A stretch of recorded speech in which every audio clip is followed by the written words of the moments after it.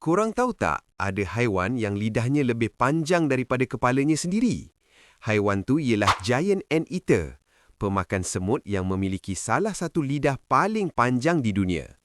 Lidahnya boleh mencecah hingga 60 cm panjang.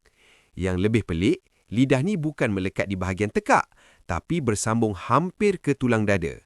Sebab tu ia boleh menjulur sangat jauh keluar.